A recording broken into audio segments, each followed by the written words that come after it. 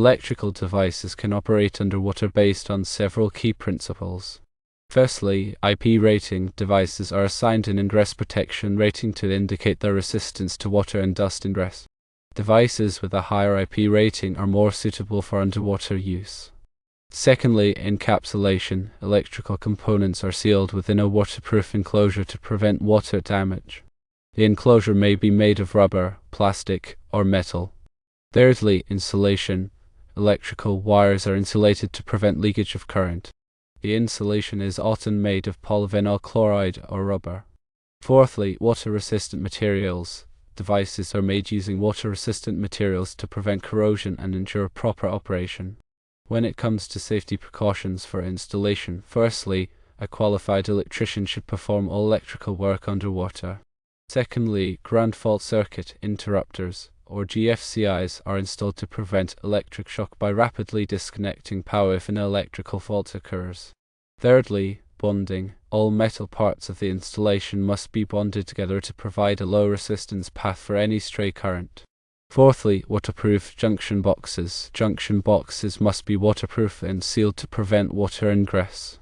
Fifthly, submersible pump and conduit. For underwater lighting, a submersible pump and conduit are used to provide power and protect the wires from water damage. Sixthly, low voltage lighting.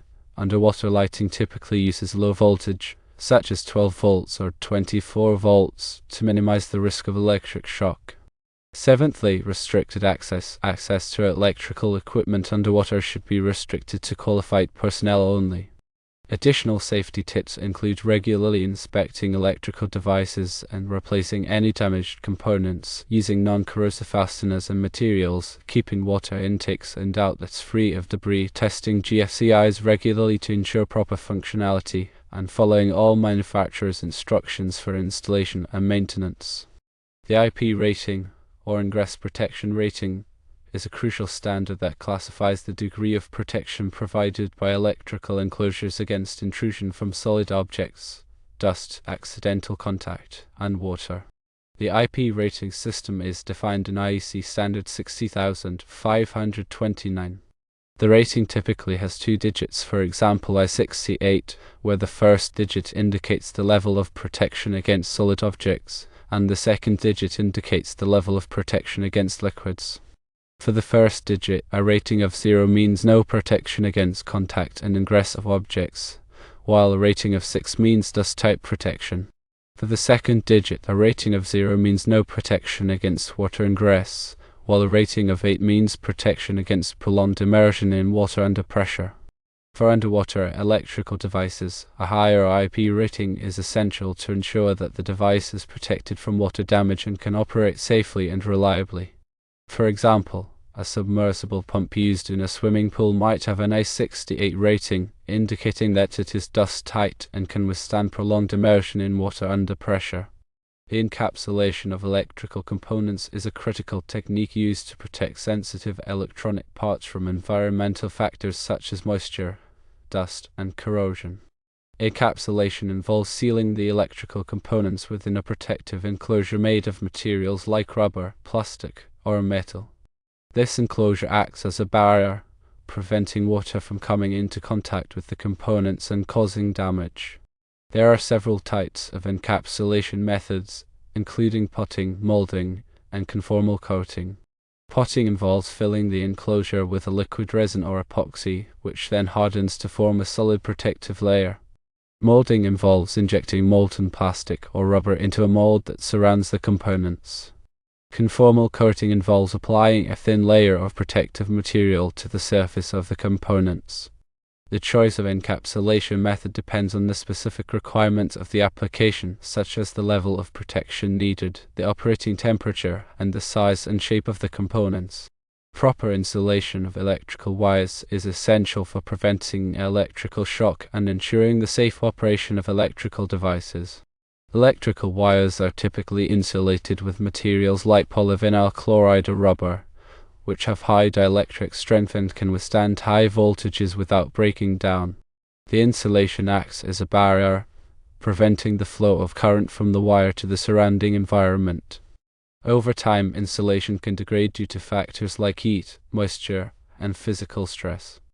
Damaged insulation can create a path for current leakage, which can lead to electrical shock or fire. It is important to regularly inspect electrical wires and replace any that have damaged insulation. Ground fault circuit interrupters, or GFCIs, are life-saving devices that protect people from electrical shock. GFCIs work by monitoring the current flowing through a circuit and comparing it to the current returning. If there is a difference of more than a few milliamperes, it indicates that some of the current is leaking to ground, which could be through a person. The GFCI then quickly disconnects the power to the circuit, preventing electrical shock. GFCIs are typically installed in areas where there is a risk of contact with water, such as bathrooms, kitchens, and outdoor areas. They are also required by electrical codes for use in swimming pools, spas, and other aquatic environments. To test a GFCI, press the test button on the device. This should cause the GFCI to trip and disconnect power to the circuit. To reset the GFCI, press the reset button. Bonding is an important safety measure used to prevent electrical shock by creating a low-resistance path for stray current. Bonding involves connecting all metal parts of an electrical installation together, such as metal pipes, enclosures, and equipment. This creates a common ground potential, so that if a fault occurs and current leaks to a metal part, it will flow safely back to the source without causing a shock. Bonding is typically achieved by using bonding wires or straps to connect the metal parts together. The bonding wires must be sized appropriately to handle the expected fault current. The National Electrical Code, or NEC, specifies the requirements for bonding in various types of electrical installations. Waterproof junction boxes are essential for protecting electrical connections in wet or damp environments. Junction boxes are enclosures used to house electrical connections such as wire splices and terminals. Waterproof junction boxes are designed to prevent water from entering the box and damaging the connections. They typically have a gasket or seal around the cover to prevent water ingress. Waterproof junction boxes are used in a variety of applications, such as outdoor lighting, swimming pools, and marine environments. The NEC requires that junction boxes used in wet locations be listed for wet locations. Submersible pumps are designed to operate underwater and are commonly used for pumping water from wells, tanks, and other sources. Submersible pumps are typically sealed to prevent water from entering the motor and causing damage. They are also designed to be corrosion resistant, as they are constantly exposed to water.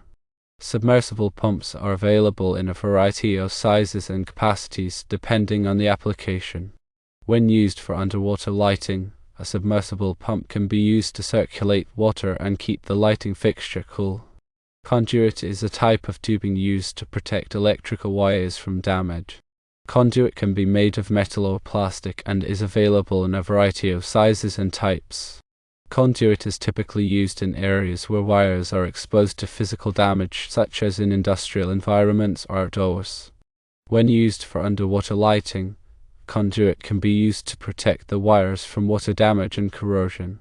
Lower voltage lighting is a type of lighting that operates at a lower voltage than standard line voltage, which is typically 120 volts in North America or 230 volts in Europe. Low voltage lighting is often used in underwater applications because it is safer than line voltage lighting. If a fault occurs in a low voltage lighting system, the risk of electrical shock is much lower than with a line voltage system. Low voltage lighting typically operates at 12 volts or 24 volts and requires a transformer to step down the voltage from line voltage.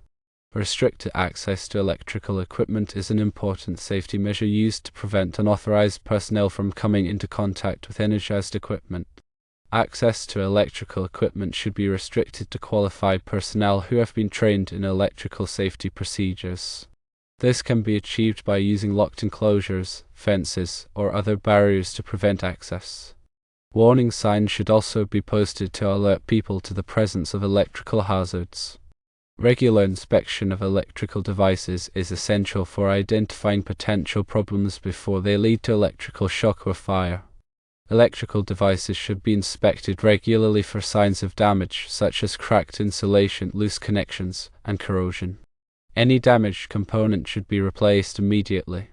It is also important to test GFCIs regularly to ensure that they are functioning properly.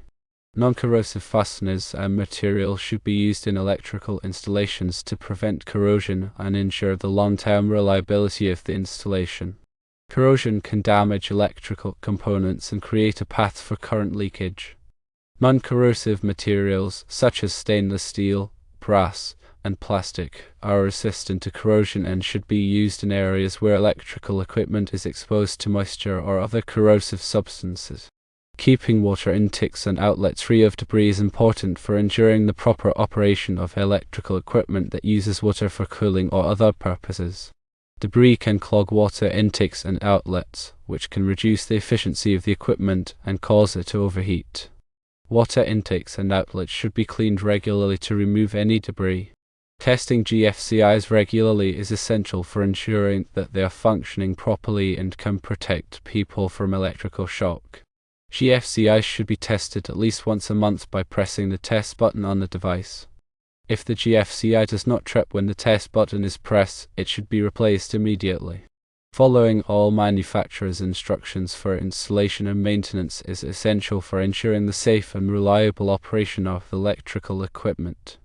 Manufacturer's instructions provide detailed information on how to install, operate, and maintain the equipment. Failure to follow these instructions can lead to equipment damage, electrical shock, or fire.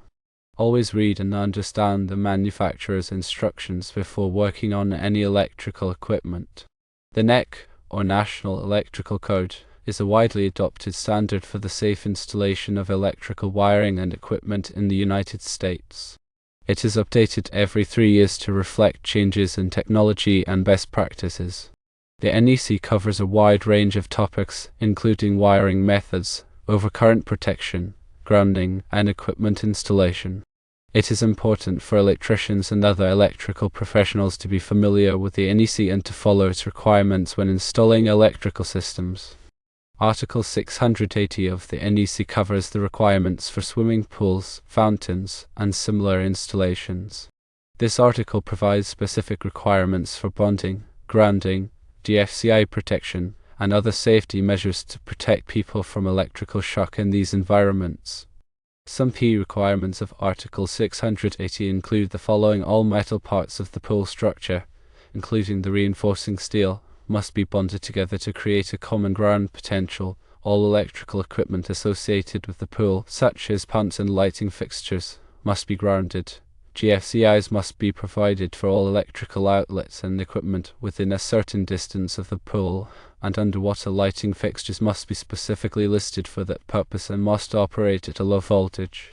Article 682 of the NEC covers the requirements for natural and artificially made bodies of water.